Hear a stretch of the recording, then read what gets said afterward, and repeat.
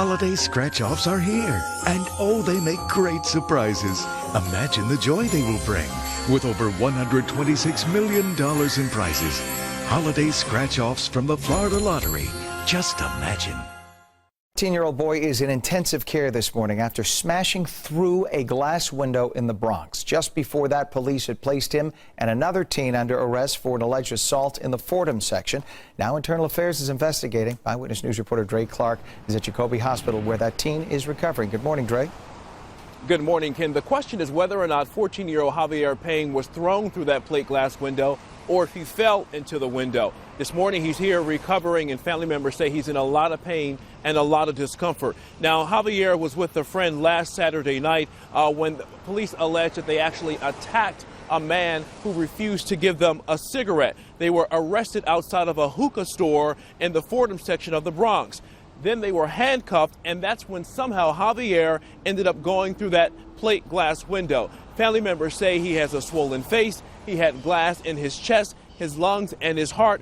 They believe that a police officer threw him through the window. Now Internal Affairs is investigating. He's not even 90 pounds soaking wet. He's a little guy. So there was no need for that excessive force. That little, he was no threat. And anyway, they're supposed to be professionals.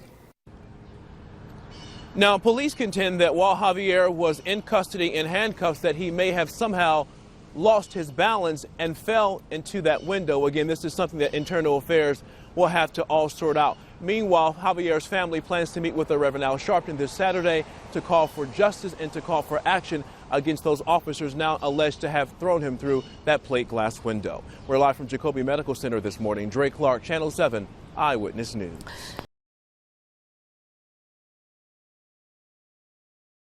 NYPD cop punished by loss of 5 days vacation for throwing handcuffed teen through window last year. COPBLOCK network contributor Asa J. wrote about a May 2014 incident in which a 14-year-old boy was assaulted and thrown through a Bronx storefront window while handcuffed. That teen, Javier Payne, weighed just 89 pounds at the time he was deliberately and viciously attacked by NYPD Sergeant Eliezer Pabon, which was caught on surveillance video embedded below at the hookah spot, the owner of the window. As a result of the injuries he sustained from being shoved through the window, Payne had to have emergency surgery to remove glass shards from his heart and lungs. He also had severe lacerations to his face. In all, over 50 stitches were required to close the wound Sergeant Pabong inflicted upon Payne that day.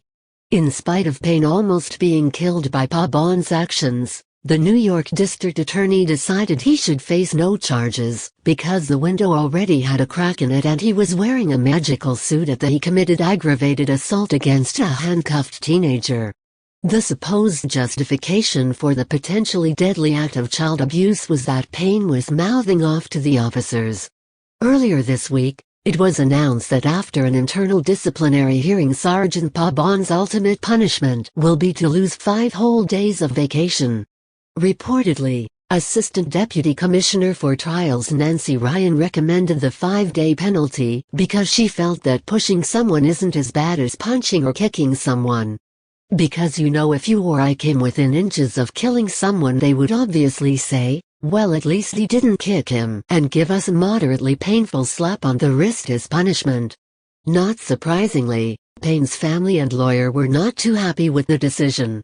Via the New York Daily News, the Bronx NYPD sergeant who shoved the handcuffed teen into a store window, shattering the glass and critically injuring the youth, was docked 5 vacation days, a penalty his lawyer called an outrage in light of a Daily News report about another cop punished more harshly for criticizing the mayor on video.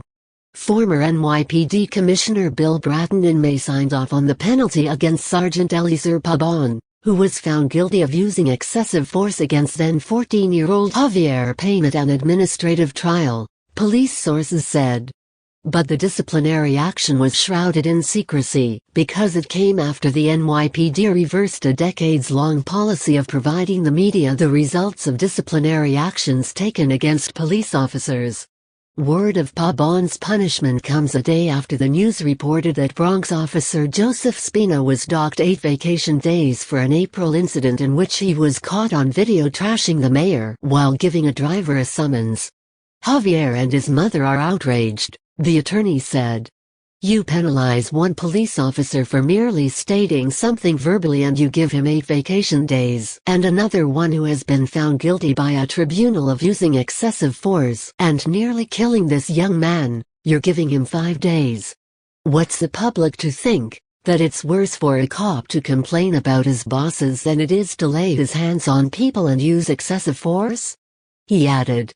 Payne and a friend were busted on Arthur Avenue in May 2014 for allegedly punching a man in the face after asking him for a cigarette.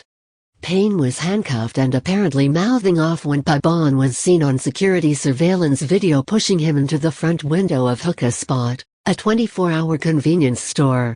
The shattered glass nearly killed Payne. His lung was punctured and shards of glass had to be removed from near his heart.